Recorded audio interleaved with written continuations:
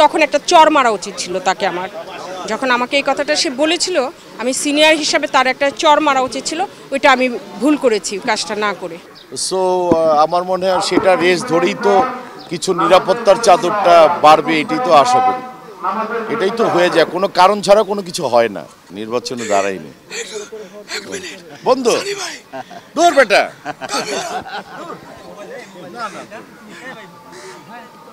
না, এখনো কিন্তু ওইভাবে জমে ওঠেনি, এখনো ভোটাররা সেভাবে আসেনি। চাপটা আরেকটু পরে পড়বে, এখনো আসেনি।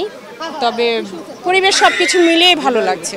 না, আমাকে যে কোনো একজন বোন আমাকে ভয় দেখিয়েছিল, সে বলেছে আপনি দাঁড়াতে পারবেন না, আপনি দাঁড়ালে সমস্যা হবে।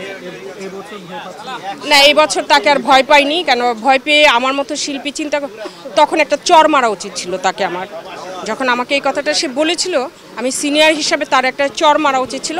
ওইটা আমি ভুল করেছি কাজটা না করে। হয়তো আমি ড্রাইভ করার কারণে তাদেরকে নামালো কিনা আই ডোন্ট নো, আমি জানি না। আর এই যেটা বললেন এইটা, এই আদালতটা এখানে আছে, এইটা ওই বিষয়ে আমি বলতে পারবো না। আর এই ধরনের আমার মনে হয় না থাকাই ভালো।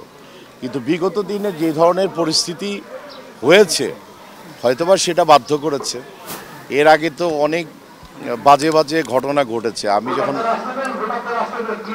আমি যখন প্রেসিডেন্ট ইলেকশন করেছি তখনই এরকম বাজে ঘটনা ঘটেছে, মৌসুমি সময় ঘটেছে। সো আমার মনে হয় সেটা রেস ধরেই তো কিছু নিরাপত্তার চাদরটা বাড়বে, এটাই তো আশা করি। এটাই তো হয়ে যায়, কোনো কারণ ছাড়া কোনো কিছু হয় না, ঠিক না? এই হলো কথা। এই ঝামেলা হয়গুলি দেখেই তো আর দাঁড়াচ্ছি না, নির্বাচনে দাঁড়াইনি বন্ধু, দূর বেটা।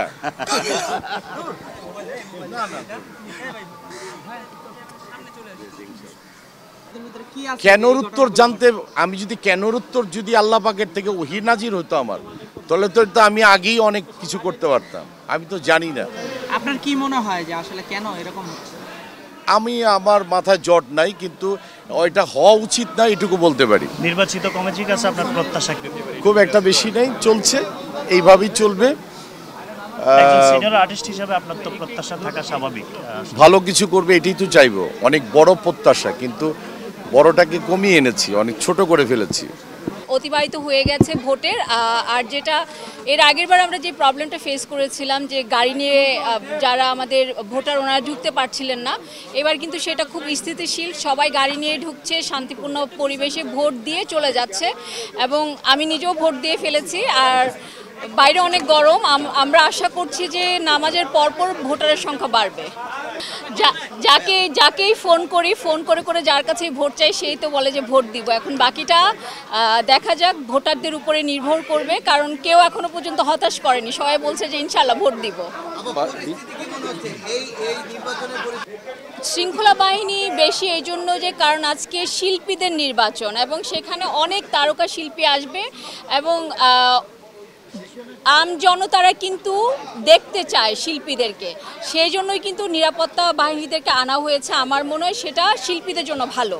না, আমার কাছে কোনো ধরনের সংখ্যাই নেই। আমার মনে হচ্ছে এভাবেই নির্বাচনটা পার হবে। এখন আমরা শুধু আশা করছি যে যতই গরম পড়ুক, যাই পড়ুক, আমরা আপনাদের জন্য ঠান্ডা, কোক, শরবত সব কিছুর ব্যবস্থা করেছি, আপনারা চলে আসেন প্লিজ।